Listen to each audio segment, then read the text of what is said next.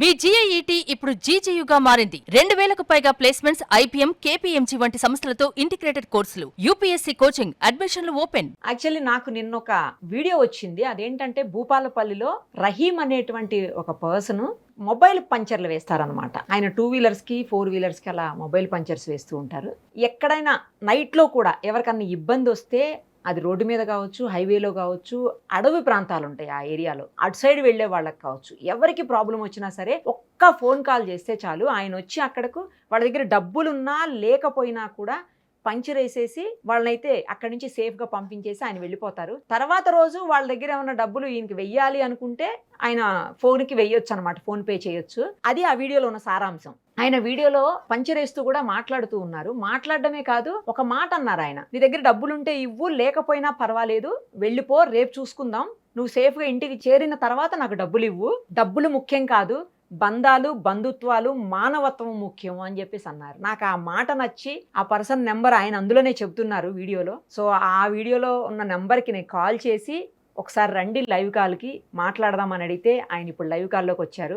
వచ్చిన తర్వాత ఆయన ఎంత గొప్ప వ్యక్తి అంటే, మేడం నేను ఇలా రావడానికి, ఈరోజు ఇలా మీతో మాట్లాడడానికి కారణం నా భార్య, నేను ఆమెను కూడా చూపించవచ్చునా అని అడిగారు. నిజంగా మీరు అదృష్టవంతులండి, మీ భార్య అదృష్టవంతులండి మీలాంటి వాళ్ళు ఉన్నందుకని నేను అంటుంటే, లేదు లేదమ్మా ఆవిడ ఉన్నందుకు నేనే అదృష్టవంతుడిని అని చెప్తున్నారు. అంటే మానవ బంధాలకి, విలువలకి అసలు రోజు ఏమీ ఇది లేకుండా పోతున్నటువంటి ఈ సమాజంలో ఇప్పుడు ఆయన అలా మాట్లాడడము, ఆయన అంతటి విలువనివ్వడము నాకు బాగా అనిపిస్తోంది. మరోసారి నమస్తే అండి సయ్యద్ రహీం పాషా గారు, ఎలా ఉన్నారు పాషా గారు? మేడం బాగానే ఉన్నా. ఫస్ట్ ఆఫ్ ఆల్ వృక్షో రక్షతి రక్షితః, మాతృదేవో భవ, పితృదేవో భవ, ఆచార్య దేవో. ఈ తర్వాత చెప్పండి మేడం, నేను చెప్పు. మీ భార్య పేరు చెప్పండి. సయ్యద్ రెహానా బేగం. నమస్తే రెహానా గారు. మీ హస్బెండ్ ది నేను ఒక వీడియో చూసి ఆయన్ని కాంటాక్ట్ చేశాను అనమాట. రహీం గారు చాలా మంచి పని చేస్తున్నారండి మీరు.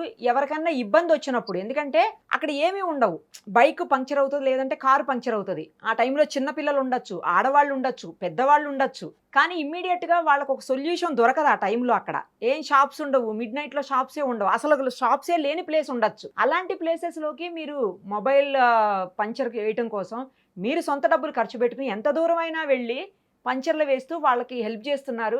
హ్యాట్స్ ఆఫ్ అండి మీకు. ఎందుకు అలా అనిపించింది, ఎప్పటి నుంచి చేస్తున్నారు, అన్ని డీటెయిల్డ్ గా చెప్పండి. నన్ను అడగడం ఏమని అడగడమే బెస్ట్ మేడం, ఎందుకంటే నా వెన్నంటూ ప్రతి కాడ ఉంటది మేడం. పంచర్ కైనా, నేను క్యాచర్ మేడం భూపాలపల్లి, నేను పాములు కూడా పడుతున్నా. ఎప్పుడైనా ఏ క్షణమైనా పాములను పట్టి వెళ్ళి పాములు పడతా, వాటిని సేఫ్ గా తీసుకెళ్లి అడవిలోకి ఓకే ఓకే అడవిలో వదిలిపెట్టడం జరుగుతుంది మేడం.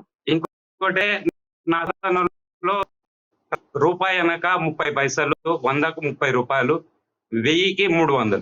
పాములు పడితే 1000-1500 తీసుకుంటా మేడం. నేను పంచర్ చేస్తే 200 తీసుకుంటా. ఇక నా లెక్కలో ఈ 100 వెనక 30 రూపాయలు తీసి పక్కకు పెడతాం మేడం. ఏం చేస్తారు? చాలా మంది ట్రస్టులు నడుపుతున్నారు, అనాథ శరణాలయాలు, కుంటి వాళ్ళకి, తల్లిదండ్రులు లేని వాళ్ళకి డొనేట్ అందరు చేస్తూనే ఉన్నారు.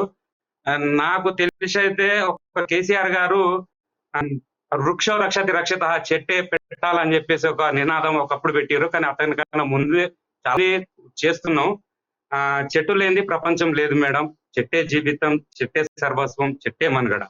ఆ చెట్టుకు డొనేట్ చేసే వాళ్ళు చాలా తక్కువ. నా జీవితంలో 30% తీసి ప్రతి సంవత్సరం ఒక 100 నుంచి 150 మొక్కలు ఆ డబ్బులతోటి తీసుకొచ్చి పెట్టడం గాని, నాటడం గాని, పంచడం గాని, స్కూళ్ళల్లో వెళ్ళి చెట్టు వెనక వాళ్ళు మన గురించి ఏం చేశారు, విత్తన ప్రవృత్తి అని ఇది చాలా మందికి తెలియదు మేడం. విత్తనాలను సేకరించి ఓపెన్ ప్లేస్ లో పోయి చల్లి వచ్చినందుకు అడవిలో ఆవిర్భవించి ఆ దట్టమైన అడవి పెరిగి మబ్బు రూపకంగా వచ్చి వర్షాలు కురిసి ఇలా పంటలు, రైతులు, మనం అందరూ సస్యశ్యామలంగా ఉన్నాం మేడం. ఈ కలికాలంలో రియల్ ఎస్టేట్ అని చెప్పేసి అడవులు మాయమవుతున్నాయి, చెట్లు మాయమవుతున్నాయి. ఇవన్నీ ఆలోచించి నా సొంత డబ్బులతోటి పెడుతున్నా మేడం. ఇది కూడా నేషనల్ అవార్డు కూడా తీసుకున్నాం మేడం నేను చెట్లు పెట్టడంలో. అది ఢిల్లీలో తీసుకున్నాం మేము ఇక్కడ చేసిన సేవకు గాను. అక్కడ ఎవరు పంపించారో తెలియదు రిపోర్టు, అక్కడి నుంచి మాకు ఆహ్వానం వచ్చింది, పోయినాను. ఇప్పుడు 22వ తారీఖు రోజు గుంటూరులో పొన్నూరు అనే ఒక గ్రామం ఉంది, అక్కడికి మా భార్యాభర్తల్ని సన్మానానికి పిలిచారు. బ్లడ్ డొనేట్ చేస్తున్నారంట. వాళ్ళు 10 సంవత్సరాల నుంచి వెళ్ళి వాళ్ళు నాకు ఇదే మీ లెక్కనే వీడియో చూసి నాకు కాల్ చేయడం జరిగింది. వెళ్తున్నా మేడం 22వ తారీఖు రోజు. Very good. ఇది నా జీవిత చరిత్ర మేడం. కాదు, ఎందుకు మీరు అంత దూరమైనా వెళ్ళి అది అడవి అవ్వచ్చు, మెయిన్ రోడ్ అవ్వచ్చు, లేకపోతే లూప్ లైన్స్ అవ్వచ్చు, లేదు అంటే హైవే కావచ్చు, ఎవరికన్నా ఇబ్బంది ఉంది అంటే మీ దగ్గర నుంచి అంత దూరం ప్రయాణం చేసి ఎందుకు చేస్తున్నారు అలా? ఎప్పటి నుంచి చేస్తున్నారు? ఎందుకు చేయొద్దు మేడం? తను మనిషి, మనం మనుషులం. దాంట్లో అదృష్టం ఏంటంటే నేను చేసేవాడిని వెళ్ళిన. ఎవరైనా సరే కాల్ వస్తే వెళ్ళాల్సిందే మేడం. మొబైల్ పంచర్ నాకు కాల్ చేయడం కాదు, ఇంకెవరికైనా కాల్ చేస్తే మానవతా దృష్టితోటి వెళ్ళాల్సిందే. నాకు కాల్ వచ్చింది, నేను వెళ్ళాల్సిందే మేడం. ఆపదలో ఉంటారు, ఫ్యామిలీ తోటి ఉంటారు. మా దగ్గర కాళేశ్వరం అని ఒక గుడి ఉంది, పోయి వస్తా ఉంటారు. అవుతుంది. గూగుల్లో ఉంది madam, mobile puncture Syed Rahim Pasha అంటే నేను వెళ్తా మేడం. భూపాలపల్లిలో ఎక్కడున్నా నేను వెళ్తా మేడం. ఇటు గారెపల్లి ఇక్కడ వరకు వెళ్తా మేడం. ఎప్పటి నుంచి చేస్తున్నారు అలాగా? నేను గత 4-5 సంవత్సరాల నుంచి చేస్తున్నా మేడం. ఇది ఎంత ఉంటది మీ వయసు? నాది ఈ సంవత్సరం 15 ఆగస్టు, రేపు నా పుట్టినరోజు మేడం. అడ్వాన్స్ హ్యాపీ బర్త్డే అండి. Thank you madam. 5-6 సంవత్సరాల నుంచి చేస్తున్నా మేడం నేను ఈ పని. అంతకుముందు బ్రెడ్ అమ్మేది. 52 మేడం. మరి ఈ వయసులో కూడా మీరు బైక్ వేసుకొని అంత దూరం వెళ్ళి బానే చేస్తున్నారు కదా, ఎంత దూరం అయినా సరే వెళ్ళి చేయాలిగా మేడం. డబ్బులు ఇస్తారా అందరూ? పోయినాడు ఏమొస్తుంది మేడం? అవును అవును, అందరూ డబ్బు తర్వాత ఇస్తారా? ఇస్తారు మేడం. నేను డబ్బు గురించి ఆలోచించా. ఫస్ట్ వెళ్తా, నా ఛార్జ్ మాత్రం నేను చెప్పేస్తా. వాళ్ళ దగ్గర ప్రస్తుతానికి లేవు కాబట్టి వెళ్ళిపోతారు. చాలా మంది 99% వేసేస్తారు మేడం. 2 రోజులకు 3 రోజులకు. లేదు మేడం, ఇప్పటి వరకు ఇవ్వని చరిత్ర లేదు. ఒక 2-3 తప్ప ఇంకే ఇస్తేనే. అది కూడా మా భార్య పోయి చేసినాం కదా అంటే మన భగవంతుడు ఇస్తూనే ఉన్నాడు, మనం పోతూనే ఉన్నాం. మన కాళ్ళు చేతులు చక్కగా ఉన్నాయి, ఒక్కొక్కరికి కాళ్ళు చేతులు చక్కగా లేవు. చాలా మంది చాలా ఇబ్బందులు పడుతున్నారు. మన కాళ్ళు చేతులు చక్కగా ఉన్నాయి, భగవంతుడు ఇచ్చాడు, మనం కష్టం చేస్తున్నాం, మనకి ఇస్తూనే ఉన్నాడు, మనం ఇవ్వాల్సిందే అంతే.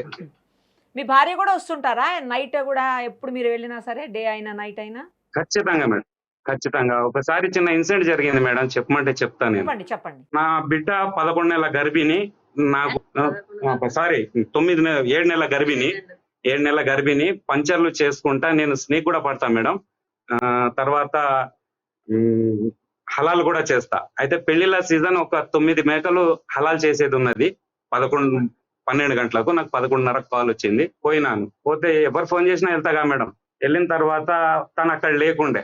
నేను ఫోన్ చేసిన, నాకు ఈ చెవు సరిగా వినబడదు మేడం. అయితే నేను మాట్లాడుతా అంటే నువ్వు ఎక్కడున్నావు, నువ్వు చెప్పిన కాడికి వచ్చిన, మీరు లేరు కదా అని నేను మాట్లాడుతా అంటే అతను ఒక చిన్న రౌడీ షీటరు, ఒక రికార్డు ఉంది మేడం పోలీస్ స్టేషన్ లో, అతను ఎక్కడ కనబడ్డా.